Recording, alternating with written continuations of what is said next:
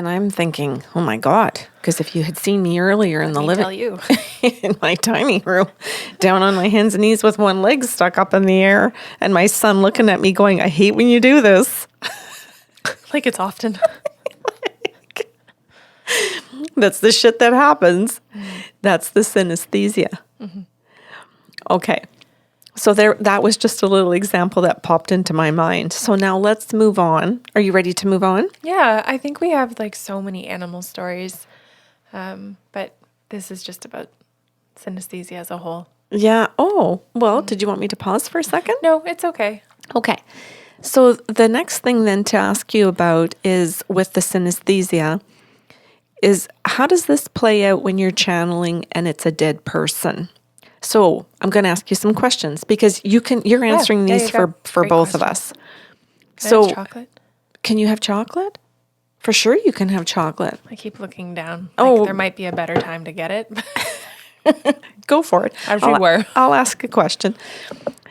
So how does this work out then if a person is dead? How do you say that you have synesthesia for a dead person? What does that mean or what does that look like? Okay. I would pair it with psychic, if I had to explain it, or as I'm trying to. Psychic because it's past, present, and future. So if I go into that past where this person was alive, in that moment that they were experiencing those things, whether it was just a run-of-the-mill day or it was the way that they died, I can go back and feel all the physical sensations that they would have had in that moment, the emotional things, the mental things as well. So psychic has to be a component in order to go back in time. Okay. But the synesthesia doesn't change. Still feel it in the body the same way. Okay. So can I give an example to help people with this now? So I just channeled a gentleman who passed away, a young man, for his parents. And the feeling I got in my body was of a drug overdose. Well, I've never had a drug overdose in my life. I don't do drugs. But I felt it in my body, my organs not functioning properly. And at the same time, I felt in my brain a depression and a stickiness of certain thoughts of just thinking life wasn't worth living. And with that came some of the other gifts. So I feel it in my brain. I feel it in my body. And so I said these two things to the mother and the father, and they confirmed both. Is that a good example? Okay. So we could go on with those types of examples of feeling an aneurysm where we get, I get a wicked headache. I get a wicked pain in my head, and I can tell if it's left side, right side. Breast cancer, if it's both breasts, left or right. Prostate. Like I can go on so that people can go, oh, do you mean you actually feel an organ? Yes. So you and I can say, oh, they had liver cancer. Not just they felt yucky. No, it's the liver. It's the right side. And we don't categorize everything as our stomach. Just because the sensation's like here, we don't say my stomach. There's literally, okay, that's got to be. Yeah. With no anatomy training. That's right. And nobody teaching us how organs feel. Or work. Right. And when they're working and when they're not. Yeah, I didn't sit in a physiology class. I didn't sit in a biology class and learn about these things. This is from listening, using all the different senses to listen to guides say that pain that I'm giving you right now over here is this. This is what's shutting down. I remember working with the guides for a while to differentiate between the immune system diseases so that I could understand the difference between somebody who felt or who was experiencing and living with multiple sclerosis versus lupus versus ALS. like all of these. And I remember sometimes being confused, in particular with multiple sclerosis and ALS, because I would feel muscles in the body not being able to work, the tongue, the throat. And I thought, oh, that's ALS. And I'd hear, no, they have MS. And I'm like, what? What do you mean? What do you mean? Or I'd see or feel congestion in the heart. So like congestive heart failure. And I'm thinking, oh, that's congestive heart failure. Well, yes, it is, but it goes with multiple sclerosis. And it's like, what? It's a lot of patience and humility, because we develop our own reference system and then the guides shatter them and give us a different one. Huh. So true. That's well put. Thanks. So now if we step into it with animals, how does that work? If I say to you, well, what do you mean you feel what it's like for an animal to die? How do you know? How did you know you could do that? Well, those are two different questions. Okay. How did you know? It's the same. Like, I think probably at the very beginning, I probably just went along describing some physical symptoms and then went, oh, this isn't a human. I'm hearing I have a tail, right? So again, it's mixing in different aspects of the gifts to figure out, oh, I'm not laying in a human body. I'm laying in an animal's body. Or just flat out saying I've got pain in my right, maybe I said my right hand and I've got pain in my tailbone and my liver shut down. They're like, that's my cat. And you're like, oh, okay. Yeah, I think it's really fun for people to hear that we stumbled into a lot of it. Oh, yeah. My God, that fridge magnet is not kidding. I don't know what I'm doing.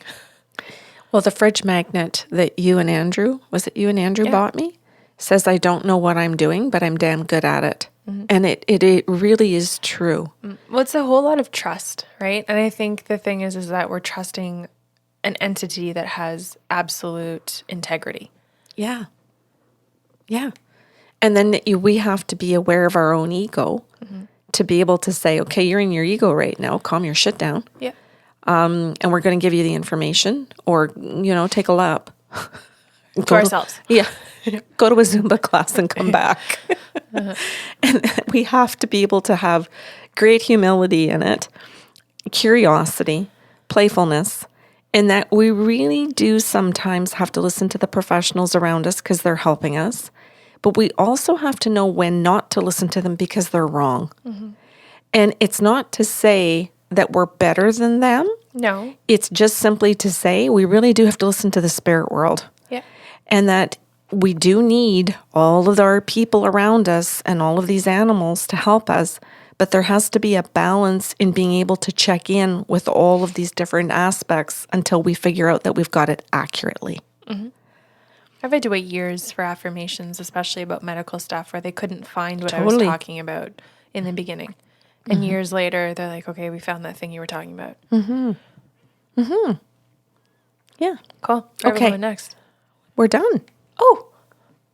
All right, then. That is the show. It was really to invite people in to discuss what it is for us, because there isn't a book out there or a classification on Wikipedia or Google that says exactly what this is. And so we try to use terms so that people can figure it out, but it is still, I would say, unique to us. Mm-hmm. Just like it's numerical synesthesia is unique to Daniel Tammet. Nobody's reciting pi to 40,000 characters correctly, except him. So he's the only one that can explain his type of numerical synesthesia, just as we're the only ones that can describe ours. And I think that I've found so far that yours and mine are very similar. Yep. And I feel, and I want to end the show saying this, I feel super grateful that you're my daughter and that you're not some person on the other side of the world that I have to connect to, that you're right behind me, literally in the office. If we turn these cameras around, we're back to back. Mm-hmm. And we have each other's back. And I think that's part of the reason why we've been able to get so far with these gifts is because of that relationship. Yep. Oh my God, on a daily basis, I feel not crazy because of you. Oh, I get it, Kelly, because you could go into a work environment or into a group of friends or something, or a group of strangers, and know that somebody has a mental illness or know that somebody is lying, and you could be confronting them, or you could be, you or me, whatever, could be trying to address it in the healthiest way possible and get completely attacked or completely destroyed over it. Completely fired. Yes. And you have, or quit, and you have to go on, or I have to go on with my life because it's not supported. It's not believed. It's not truly listened to or valued. As a majority yet. So far. And I think that's why the show is important for other people that may have these gifts or know somebody who does, that their behavior can change a bit, because our behaviors change when we're educated about something. Yeah, hopefully. And we will leave it there with the word hopefully. Okay. All right. Well, if you have questions or comments about today's show, you can email us at info@bysarlo.com. So we'll be back not tomorrow. We'll be back on Saturday with a brand new episode of Coffee with the Sarlos. Have a great weekend.